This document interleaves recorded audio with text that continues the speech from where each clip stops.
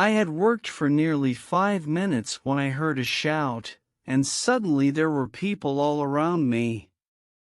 When I married my second wife, Emily, I went to live in her house in Northern California. It's a big house with a lot of land around it, just outside a small town.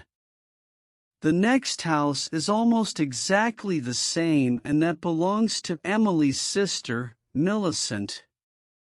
Millicent and Emily are sisters, but completely different in looks and in character. Millicent is tall and rather thin. She is very strong-minded and likes to control everyone around her, including Emily. She wasn't at all pleased when I came and took Emily away from her influence. Emily is rather short and, well, fat as she says. She weighs 11 or 12 kilos too much. She doesn't claim to be very clever, and usually, she does what other people want. Not always, though. For 3 weeks now, Emily had been away, and Millicent had been watching me closely. She was with me now, drinking coffee in our sitting room. The telephone rang, and I answered it. Yes, hello? Dear, this is Emily. Emily? What is your surname? Oh, really, dear? Emily, your wife. I'm sorry, you must have the wrong number. I put the telephone down. Millicent was watching me. You look as white as a sheet, you seem frightened. It shocked me. Someone telephoned. It was a wrong number. Millicent drank some coffee. Oh, Albert, what? I saw Emily in town yesterday. But that's not possible. Of course, it's not. Emily is in San Francisco. Yes, but where in San Francisco? She didn't say. She's visiting friends. Emily doesn't have any friends in San Francisco. I know all her friends. When will she be back?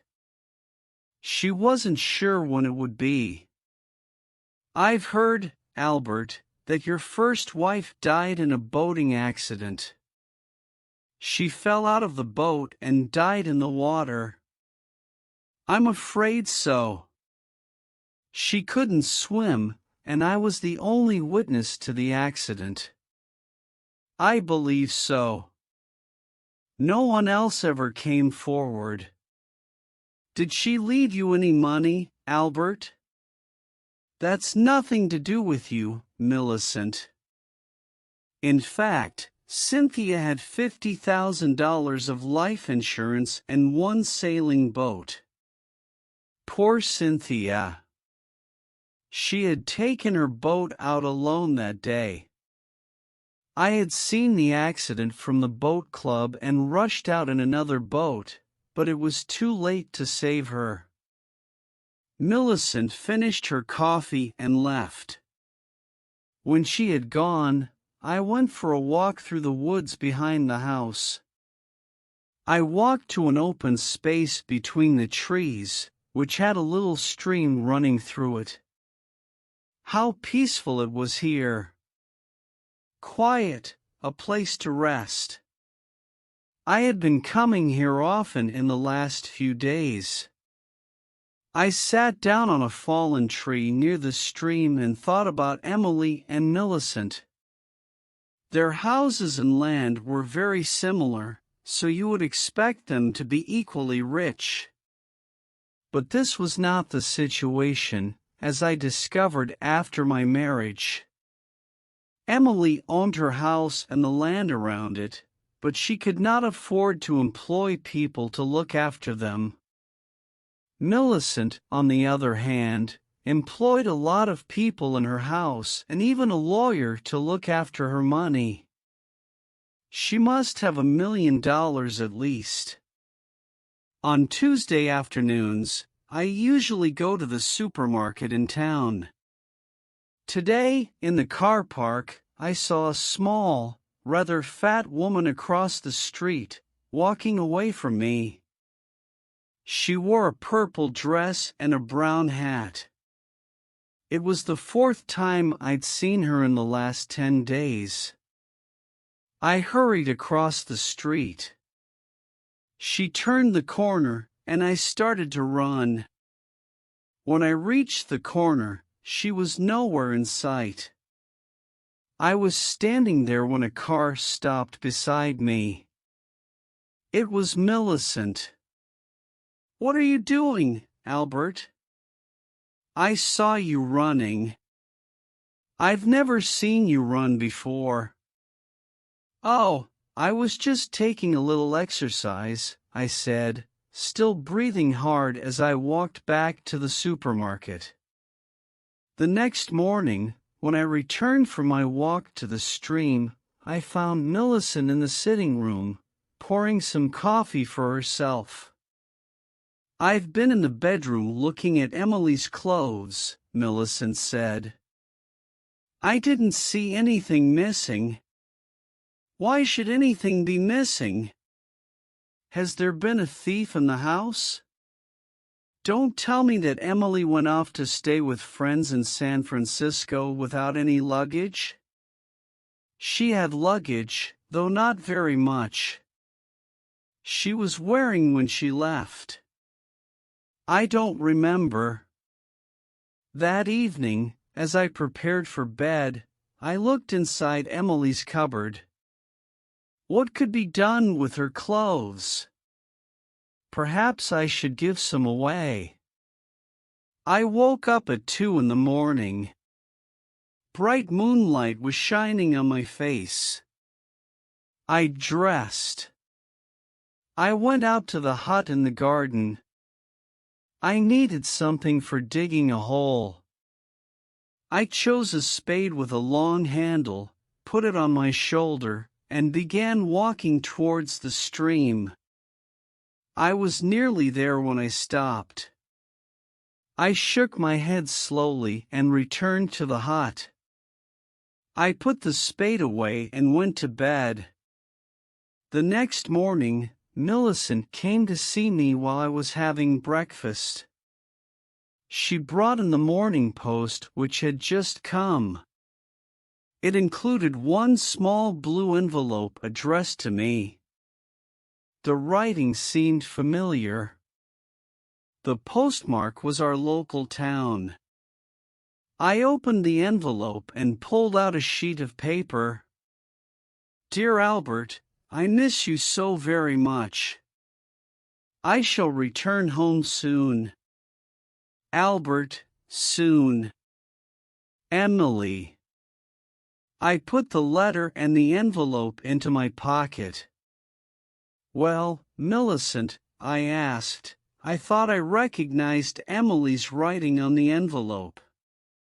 Did she say when she'll be back?" "That is not Emily's writing. It's a letter from my aunt in Chicago." "I didn't know you had an aunt in Chicago." "Don't worry, Millicent. I do have an aunt in Chicago." That night, I was in bed but awake when the telephone beside my bed rang. "Hello, my sweet. This is Emily." "You are not Emily. You are someone else."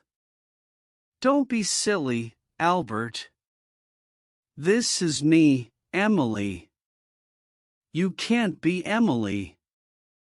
I know where she is, and she couldn't telephone at this time of night." "You think you know where I am?" "No, I'm not there now." It was too uncomfortable, so I left. "Albert," I got out of bed and dressed. I went downstairs to the study and made myself a drink. I drank it slowly. It was nearly 1 o'clock in the morning when I went to the garden hut again and took out the spade. This time, I went all the way to the space between the trees. I stopped beside the highest tree of all.